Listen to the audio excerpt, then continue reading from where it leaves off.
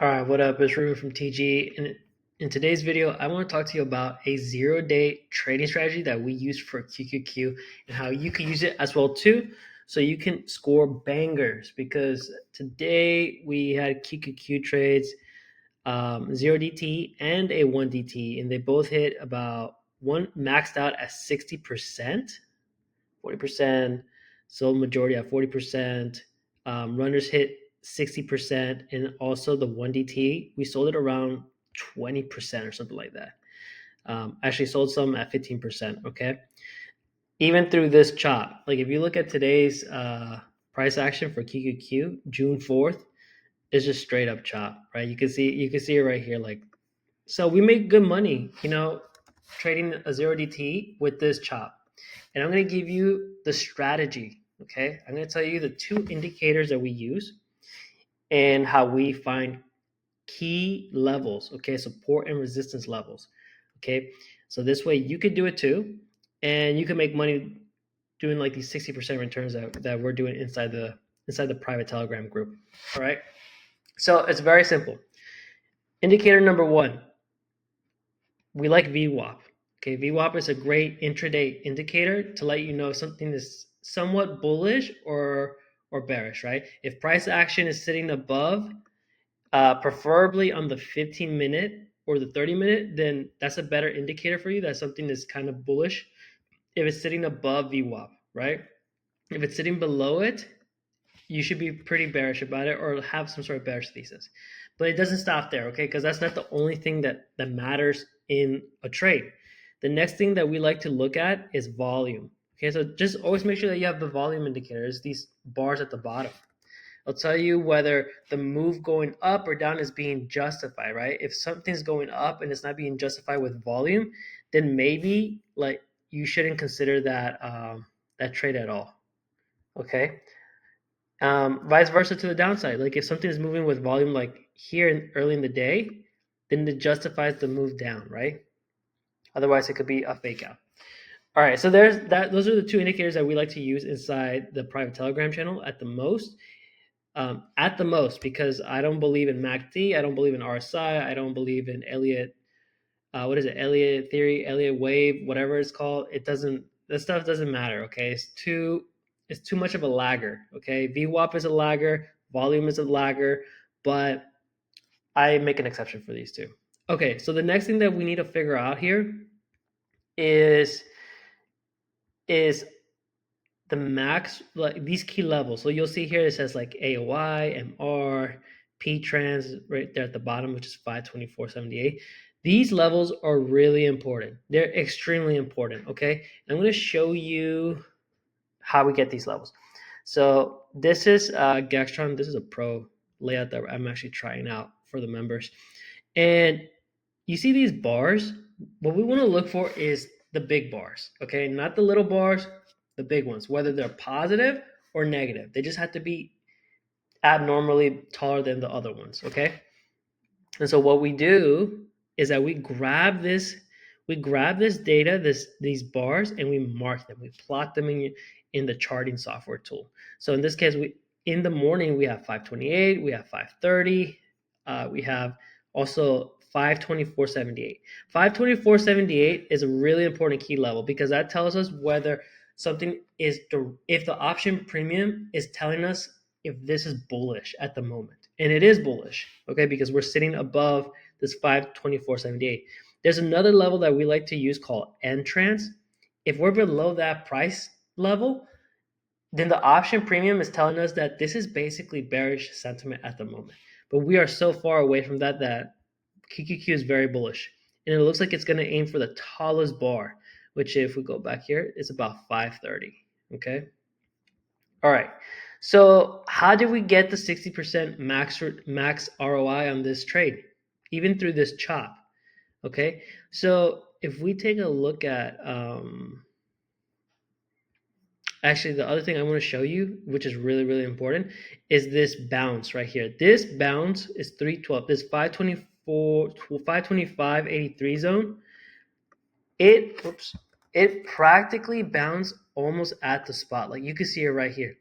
These levels is what we call the expected move. This is the daily expected move. Okay, this is something that Gextron tells us every single day throughout the day. It's always updating because it's taking into consideration implied volatility, which is forward looking, and theta, which the sooner an expiration gets closer to the expiration date, then that move shrinks, right? There's less expected move. But what we like to do using this data is that we go here. Like if I want today day trade a zero DTE for QQQ, I look at the expected move, right? I say, okay, today is June 4th, zero DTE right here. And as of right now, it's $1.80, right? This has shrunk from the morning because theta, right? And so Gextron grabs the option premium. It looks at the implied volatility for the day or for every expiration date, because you can see here, like I have the expected move for every single expiration date here. And then it makes these calculations here at the right where it says top and bottom. So I just like copy this and paste it into the bar. I like to mark the initial day, which is $3.12. That was the original expected move for the day today for QQQ, just so we know what we're looking for throughout the day, like early in the day. We like to do our zero DTs if possible early in the day and kind of get it out of the way, because theta gets a lot more aggressive like midday or after midday. And so early in the morning, this is very important, right? Because tickers tend to move by expected range. There's an expected range, and once it hits either the top or the bottom, that's usually a good spot to maybe go for a reversal. Okay, and that's exactly what we did here. This morning, QQQ dropped aggressively. You can see it right here, right? I'm just gonna mark the. Let's rewind this a little bit so it's just more clear. It right here you can see it dropped aggressively, and it hit almost the daily expected move, right? 525.98 was practically the low for this. 525.90. Oh yeah, 49. And the expected daily move was 525.83. So it was pretty darn accurate. And what happened is that we saw, or at least I saw, that price started to bounce with one. And this was not a normal bounce. This was an aggressive bounce throughout the day, or during this time frame, because we have a long wick at the bottom with a lot of volume, right? If we go one ticker forward, let's just go forward here. I like this. This was my favorite part about the trade. This is why I went long on QQQ, despite us being a little bit under the VWAP. But one thing that I wanted to see was how it would handle this area of interest. Okay, because remember, an area of interest from Gextron is one of these tall bars. And one of these tall bars, what they represent is that this could be the strongest level of support or resistance. They can be flipped if they wanted to based on where price is coming from. Okay, so Gextron is telling us, hey, this is the price level where it could be, where price can stall out, it can reject, it could be supported, whatever the case is, right? So one, I like this bounce. This was a strong bounce with a lot of volume. Two, when did I call this trade out? Let me see. When was this trade called out? This was called out at QQQs are 1050. Okay, so this is the 1010, so I'm not even in it yet. But I'm keeping an eye on it, okay? I'm keeping an eye on it. Let's continue forward here. I'm actually gonna skip this a little bit and go to the 15-minute, because I was eyeing the 15-minute and the 30-minute. The higher the time frame, the stronger the story, right? So like here, the 30-minute, very, very strong. I remember this. So very strong, high volume, right? High volume. You can see this. Very long wick. So this is very bullish just on price action alone, right? Okay, let's continue going forward. I want to take it to the moment that I called it out.